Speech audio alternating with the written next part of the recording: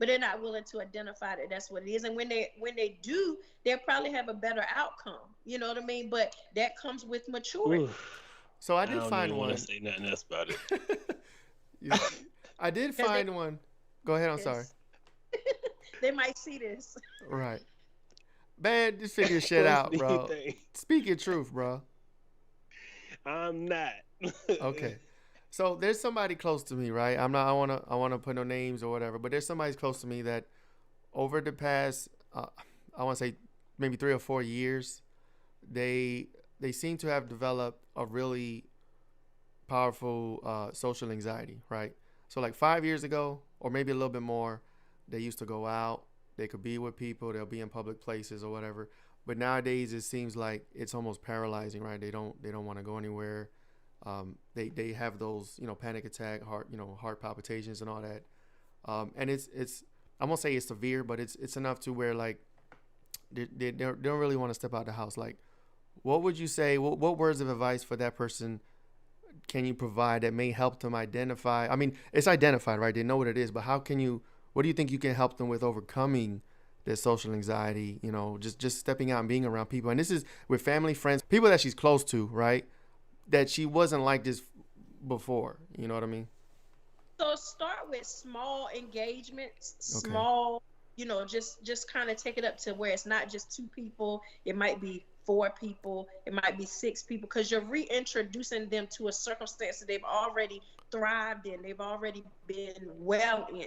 You know Mm-hmm. what I mean? But if for some reason they've retracted, something has caused them to retract. It could have been maybe they were offended. You know what I mean? And they're not able to Mm-hmm. verbalize that they were offended in this particular scenario. So it's like now you're reintroducing them to a scenario that they thrived in. And you're not doing it, don't do it in an overpowering, like, hey, I'm going to take you to, you know, Yeah, I've noticed that doesn't work.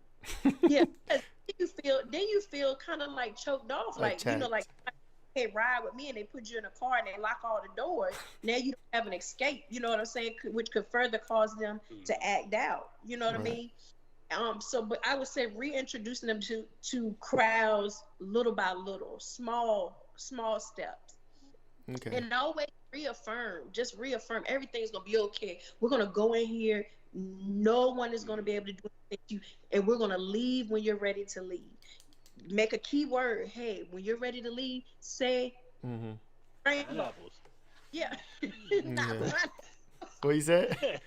When, when you're ready to Pineapples. leave, say rainbow, and we'll get out of here as quickly as we can. You know what I mean? You Yeah. just make it feel like everything is okay, and that's what I didn't have. I didn't have someone to tell me it's going to be okay because my dad was that person for me. My Okay. Yeah. dad was with the battery in my back that said, hey, you can do anything. You can, whatever you want, the world is yours. He would never tell me no. And then it was like once he was gone, people started not saying no, but I didn't have that It encouragement that wasn't I the did. same person. It wasn't the same It was support it was system. not it was not that same. And I know that it'll be really, really hard. I'm not gonna say I'm never gonna find that energy, but of course, from father to daughter, I'm not gonna find that energy. But to find a partner in life that really understand how soothing it is, Right. say everything is going to be okay, and then to make the necessary provisions that hey, everything is going to be okay. They're going to go above and beyond to make sure I'm comfortable. You know what I mean? And that's what I'm Nice. saying with this particular person. Try to reintroduce them to small crowds. um, Reassure them that everything is going to be okay, and then make them aware that if they do start to have this overwhelming feeling, that we'll pull out as quickly as we can. Okay. We can try that. That's dope. I appreciate She it. told somebody that before. Yeah. I'm saying I have to do it for me because Yeah. sometimes I go to Mm. girls' nights or kickbacks or different things, and I'll go with all good intention. Like I want to Mm-hmm. go, I want to have. I'm like I gas myself up, and then I get there and I'm like I'm looking all like stuck on the wall, like girl, what's going Ready on? to go. Yeah. Looking all around, and they're like, oh, you want something? No, no, no, I'm good. You want something? No, no, no, I'm good. And then you Yeah. like, hold I can't do this. It feel like something crawling on you, and and then you're like, okay, hey, you guys, somebody cell phone. I gotta go take this phone call, and then you just float Bounce. away, get the car and drive. You know what I'm saying? Then like, girl, I ain't even see you. the next day they'll be like, girl, I didn't even know you had left. Yeah. Right. Yeah. That's important. Like we will try the like this. I don't want to call it shock treatment, but you know, try to pull up on them, with people or force them into a situation, and we were trying. I would say it was in good faith, but yeah, you're right. That's probably not the best way to do that, especially to somebody. So, yeah. Yeah, definitely don't call all your friends and say, hey, we about, Show up at the crib, yeah, we ring the about to, and doorbell. then knock the door, boom, boom, boom, boom, boom. He's standing Surprise.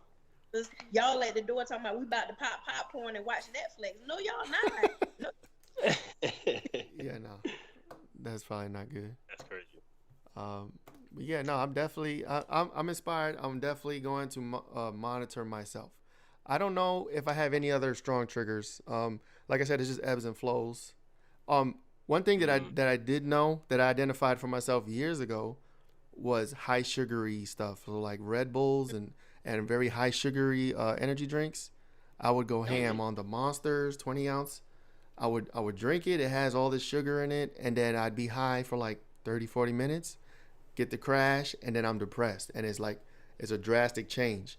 And I figured that out for myself. One day I was like, yo, every time I drink this, I get high, and then I drop down, so further than where I started at, and I cut out Red Bulls and Monsters and all that. I'm on something new now. I'm on caffeine, but it's a little different. Well, I'm gonna talk to him.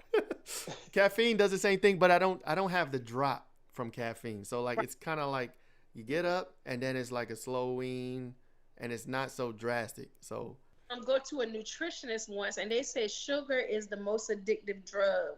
mm-hmm. It's more addictive than any other drug that's out there. Yeah, it's not And I healthy. thought that was a telltale sign, because I'm like, everybody wants a little scoop of ice cream and a slice of cake, and but it's highly addictive. You know what I mean? So definitely look at that as well. I mean, definitely stay away from those Monsters and Red Bulls, because they're so jam Please packed do it. things that are not good for you till it's ridiculous.